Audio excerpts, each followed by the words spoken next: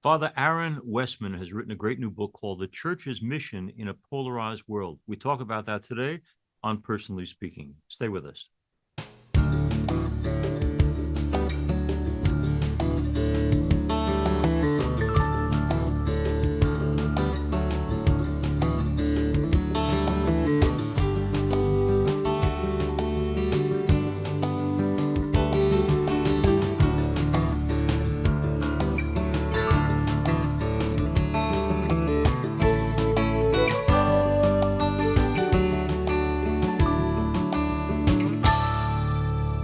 Hello and welcome to Personally Speaking. I'm your host, Msgr Jim Lisante, and Father Aaron Wessman joins me now. Father Aaron is the Vicar General and Director of Formation for the Glenmary Home Missioners.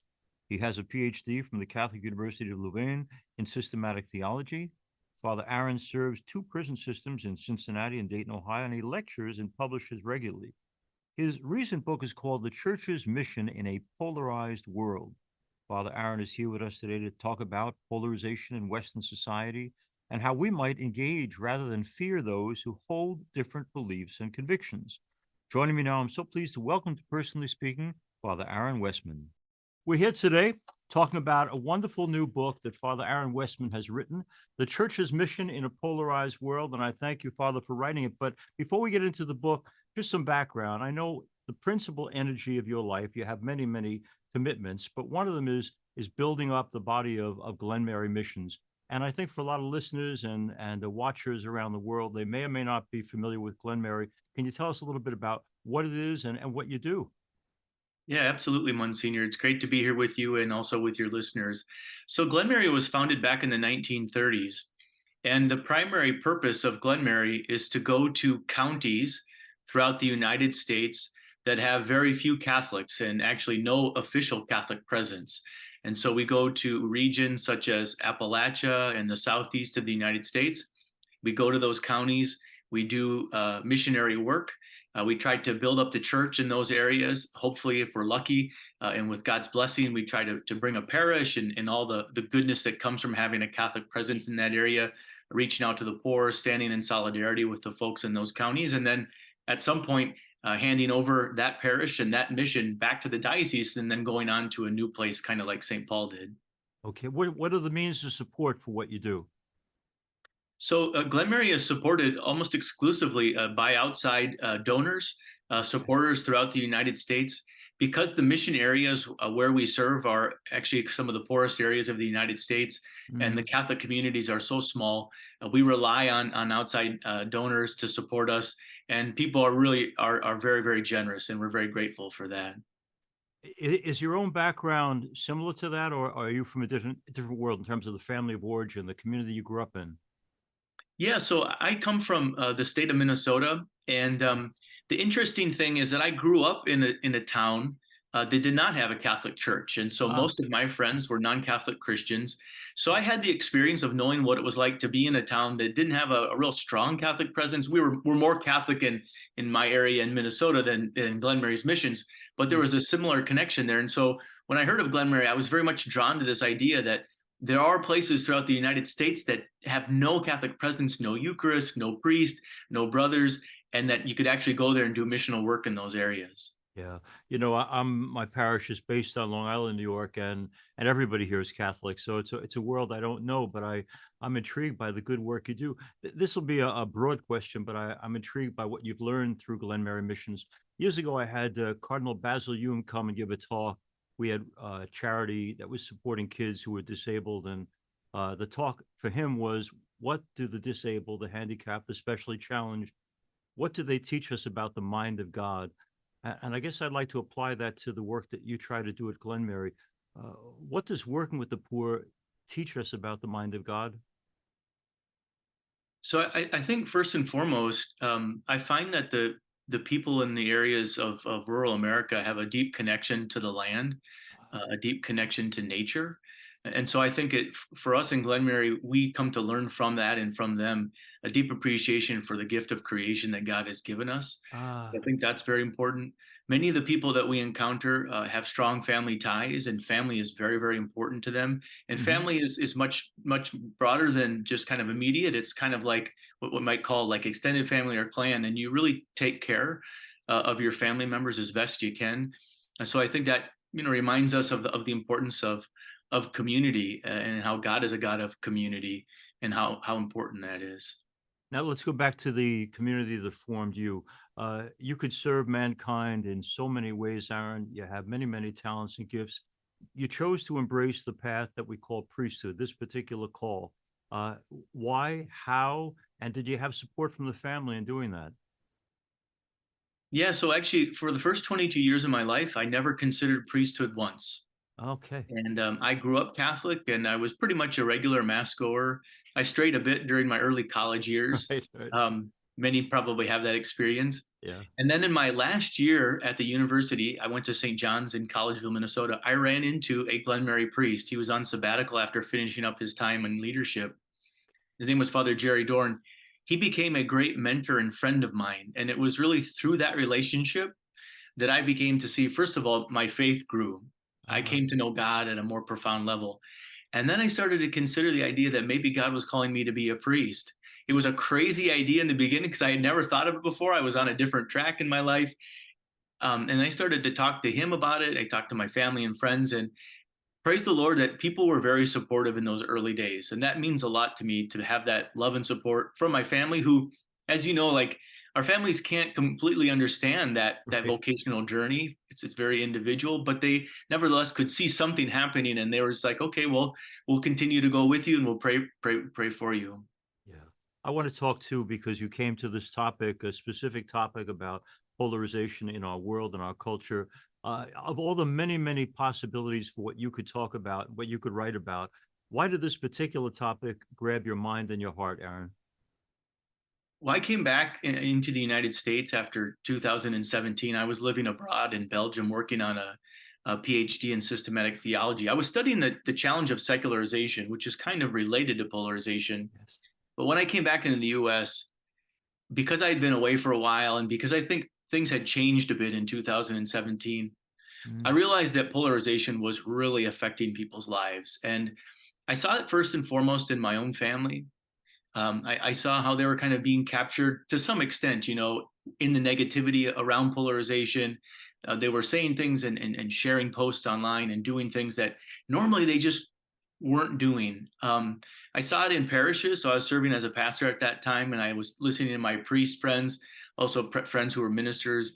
I heard from folks about how, they were saying, like, I no longer talk to my sibling anymore because of the challenge of polarization.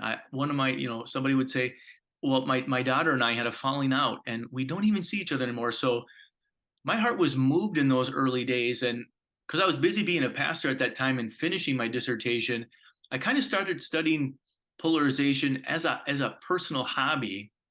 And in the midst of that, I started to see that I was becoming polarized too, not because of the research, but because of having come back into the US. And I was like, what is going on here? So a number of people had asked me to prepare some retreats and to give different talks. I gave a talk in a seminary. People were just curious about the conversation and about the theme. And as I started to present on the research, people just said, this really resonates with us. We're really struggling. Father, would you please write a book on this theme? And I resisted it initially because at that time I was serving on Glenmary's council in my first term. And I thought, I don't really have time for this. But people kept encouraging me to do so. I said, okay, I'm going to do this. I'm going to try to write this book. And since then, it's been certainly meaningful for people in their lives from the feedback I've received. And for our listeners and watchers around the world, the book we're talking about is The Church's Mission in a Polarized World. Our guest on Personally Speaking this week that will air is Vice President Mike Pence. And even he talked about the fact that in his otherwise very united family, that when these topics come up, animated discussion, not always very agreeable discussion. I think it's happening in every family. And Father Aaron Wessman is helping us to understand how better to bring ourselves into a greater unity by realizing we can be different perspectives, but same spirit binding us together. Well, let's stop at the church for a second, because when we talk about polarization, right away we think of politics and the larger polarization between nations around the world. But even in our own spiritual family, it seems to me there's a great deal of polarization. What do you make of, and this is, I guess, a challenging question for all of us, what is the mission of Pope Francis? And I'll tell you why I asked the question. He certainly makes us think, and he challenged us to look at old models and think about new models. But there's no doubt about it that, as one priest friend of mine said recently, his challenges can make life very confusing for us in trying to explain who we are, where we're going, what we believe. Father Aaron Wessman, as a guy who's a teacher as well as a writer, how do you pull together what the purpose of this legacy of Pope Francis is? Yeah, that's a wonderful, wonderful question. And so, one of the things I tried to do in the book is to say, society in the US is polarized, and that happens to be kind of around political and partisan issues, and that's affecting the church. And so, societal polarization is, in a sense, influencing the church in some ways, or that is, individual Christians, in some cases, to be something that I think we don't want to be as disciples of Jesus. Yeah. On the other hand, the church herself is, as I would argue, that as Christians are contributing to polarization too. And I talk a lot about our use of language and how we see the other as a them. And we get into some of this kind of Yeah. the culture war mentality. And that metaphor has such a strong influence on us. And all of a sudden, rather than being people who desire to encounter the other and share the gospel with the other, we see them as an enemy because they have a different view than ours. And we want to destroy them or keep them at a distance, right? Right. Right. So the church is in some ways contributing, it's also being influenced. And then we have what it is, this great invitation by Pope Francis over the last number of years to consider synodality. Mm-hmm. And the super interesting thing for me as I've been writing, so synodality was kind of in a seminal form, at least as Pope Francis was articulating and talking about it, when I was sort of finishing up the book. And I talked in my book about these kind of tools to depolarize or to deepen communion. And they were flexibility and curiosity and deep listening and prudence and trying to create sacred space. And then, in a sense, this was also then happening in Pope Francis's ministry and what he was trying to do in the church. And I think this is clearly something that the Spirit is trying to do right now. And essentially, I think what this is an invitation for us to say, we have to find places, spaces where we can practice respectful dialogue, deep listening to each other. And I am not good at this. So I admit this wholeheartedly. I need to grow in these things, especially, and I know this in my role as a leader in a religious community and living in a community with 20 guys. Deep listening, seeking to understand, looking for nuance, right? Not to just make generalizations and sort of cast people away, but really listen for nuance, be open to learning from the other.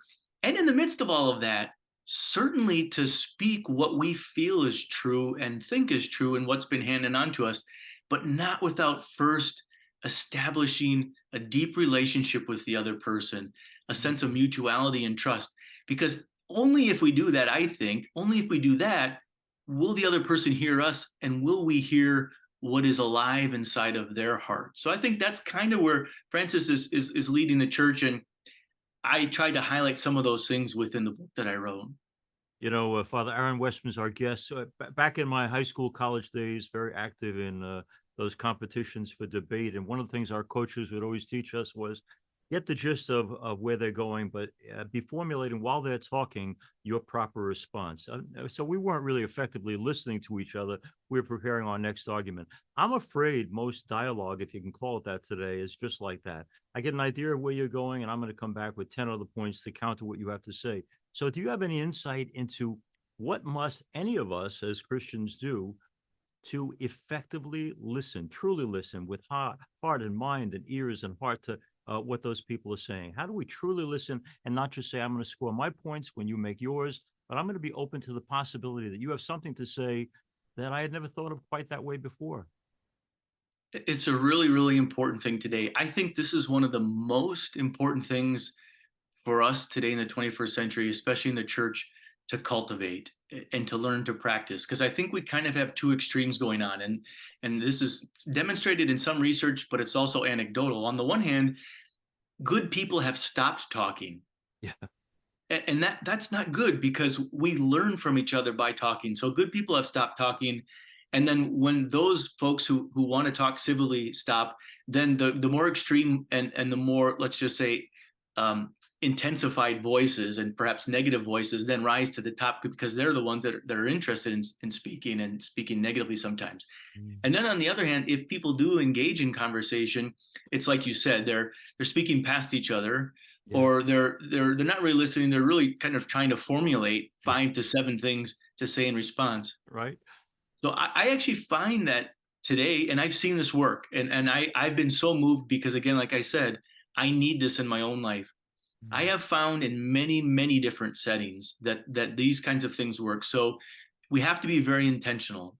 We have to say, look, this is so important that as a family, as a religious community, as small groups in a parish, we're going to come together and take a resource that we want to talk about. Take a document from Pope Francis. Take the forming consciences by the bishops. Take any resource that people can deal with together, and then go through it. But in the context of that, then start just saying, here's what I am hearing within this resource. Let Mm. other people articulate what they're hearing or reading within the resource.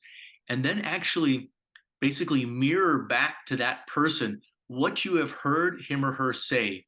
And then they can say, well, that's not quite exactly what Right. it is I'm trying to say. And interestingly, not only do we learn, but we help the other person better articulate their perspectives. Because oftentimes, and this is the case for me, I haven't always formulated what it is that I truly think or believe, right? We're always in process of kind of understanding who I am and what it is I believe. And the church gives us this beautiful body of truth and teaching. But again, I'm trying to appropriate that. And so by having this process of mirroring back and forth, that can be very helpful. And then the final thing I'll say in that, we've brought into Glenmary facilitators. So there are people who are trained in these skills. So this can be done in a parish, in a religious community, it can be done in a diocesan level, to bring in a facilitator that actually helps people have these conversations. And I have been so moved by that. I walk away saying, I'm connected to the person. I might not agree with the person on everything that was said, but I have grown and I have more questions. And I think that's the part of really being Catholic, is to really wrestle with the deep questions of life. Father Aaron Wessman is our guest, and we're talking about his book about polarization in the world and the church as well. I admit, I put right up front that probably since the decision was first made in 1973, I am militantly pro-life. I don't see any reason to take the life of an unborn child, but I knew that my mind was closed to any other possibility. So I've spent a lot of time over the past 30 or 40 years spending time, first of all, with men and women who've been through the abortion experience and try to understand why they came to that decision, and even have made friendships with people who made their living by performing abortion, so I might better understand the other side of the issue. That's not something most of us do, and I realize that's a problem, to try to walk in the shoes of another. But I want to apply that to our political system. You know, and I know, Father Aaron, that neither party fully represents Catholic value for sure. But I go online and I listen to some masses where there'll be priests in their homilies who will say, you can never vote for a Democrat because they're for the 9-month right to abortion. I'll go to another place and listen to a mass where someone will say effectively, you can't vote for the Republicans because they're insensitive to the poor. They don't care about the migrant. And I just wonder, what do you think we're supposed to do as proclaimers of the gospel in being true to what we treasure, but at the same time not closing the door permanently on anyone? I really appreciate you sharing that story about your life and how you've tried to work within the pro-life movement. I read a similar story from Peter Coleman's work. It's called The Way Out: How to Overcome Toxic Polarization. And he talks about the group of, I think it was all women up in Boston, I think in the 80s or 90s, when there was a lot of violence happening around abortion clinics. And there was a group of women that got together, and half of them were on one side of that debate and half of them were on the other side. And they committed themselves in the midst of all of that intensity and even death and violence, right? To sit down with each other and try to do what you said there. Really understand the other person's perspective. Try to figure out, where are you coming from? And then more importantly than that, it's not that we're just our ideas or our positions. We have to see past the idea and past and our position, to see the person, to see the dignity of the other person and to recognize that. And in fact, over and over again, the research on this suggests strongly that contact theory actually works. Contact theory is essentially to say, if you bring two groups together and they have different views, what happens is they don't always change their views, but people typically say, I do feel like I'm more well educated at this point, and they do say, I now see the other person as being much more human. So I think that is really key right now. And to connect that to what's going on within the church, I would say that on a parish level, I've never had this opportunity. There are some groups right now that are trying to organize this, but on a parish level, if we could pull this off throughout dioceses throughout the United States, I think this could be so helpful. Get small groups to come together. And let's say you're a Catholic and you lean blue, or a Catholic and you lean red. Right. Provide an opportunity for a person to say, look, I lean blue, and here's what's part of my faith that influences me to lean blue or to vote blue. And then the person can also say, but here's where, I kind of have problems with also voting blue, right? And then allow those who are lean red to hear them and do that mirroring. And then they articulate, so I lean red, and here's why, because of my faith, but here's also where I struggle. From what I know, that is not happening a lot. I think if we did that, we would realize there's so much nuance out there in what it means to be Catholic, and people are really wrestling with their faith in order to try to make an informed political decision when we go to the ballots. I think we would be wonderful as a church if we did that. And just the final thing I would say on that is, I do believe strongly that the encouragement from the church, for us particularly as leaders, as priests, to not put our support around a particular party or candidate is a very, very important thing. So as I was taught, and as I feel the church is inviting me as a priest, I have to minister to all people, regardless of how they cast their vote, right? And I have to make myself available to minister to all of these folks. And I can do that by listening to them and journeying with them, and then just holding up, particularly Catholic social teaching. Here are the values the Catholic Church upholds. Here are the values that we're trying to utilize to inform our decisions, and then really leave people to, again, form their own consciences in the context of all of that. Father Aaron Wessman is our guest. And when you write a book about polarization and you realize the trouble we're in this world in terms of one set against another, I have to wonder about hope in your own personal life. Years ago, one of the first interviews I ever did was with the film director Frank Capra, whose most famous picture is It's a Wonderful Life. But at the opening of that film, what I love is, is George Bailey sick? They talk about in heaven. No, worse than sick, he's discouraged. And I just wonder, when Father Aaron Wessman writes a book about polarization and is aware of all the divisions in our larger culture in the world, how does Father Aaron Wessman keep hope alive personally? That is such an important question. So you're exactly right. And I knew in writing the book, as I was going through some pretty heavy stuff, I knew that I had to try my best to lead people out of the book, leaving them with signs of hope. And so, first of all, I focus a lot on Jesus and a spirituality that I think can empower people today. Right. And I think that can provide hope to us in a polarized world. The second thing is, I was amazed at how many wonderful organizations and people who are working at this challenge right now within the United States and actually throughout the world. I mean, I'm talking about organizations here like Braver Angels. I'm talking about Sant'Egidio, Focolari, folks who are dedicating themselves to do what I would call theologically deepening communion. And they are so wonderful at it, and they have acquired skills, and they have all of these lessons they've learned. I was amazed at looking at these organizations. And then the people. I think of Daryl Davis, for instance, who I highlight in the book. He's an African-American man who's dedicated his life to going to Ku Klux Klan gatherings in order to befriend Klan members. And because of that, they have left the Klan, right? And then the final thing is, in having been able to give talks on this theme all over the United States now, I'm encountering so many wonderful individuals who are saying, yep, this is a challenge, and I'm willing to do something about it. And I've been amazed by that. Father Aaron Westman's our guest. When you are a priest, how many years are you a priest now? Since 2012, so I guess 12. 2000, okay, 12 years of priesthood. You know that this work of ours can be like the myth of Sisyphus, putting the boulder up and it's going to roll right back over you. I saw recently you were at the Aspen Institute and you're meeting with all these various representatives of religions around the world, and you realize that there's so much possibility out there as yet unrealized. So you are not a discouraged priest after 12 years. You are a man of hope. And one of the ways you express the hope is through the church's mission in a polarized world. I would hope every pastor, every parish council, every religious would get a hold of this book and use it, as you said, as a stepping on point to begin dialogue in whatever community you work in. First of all, how do people get the book, Father Aaron? So you can go online, either on Amazon or at Focolari, and you can purchase the book. It's on sale right now, which is a wonderful thing. So you can check that out. Okay. And who do you want to use it? Is it for everybody?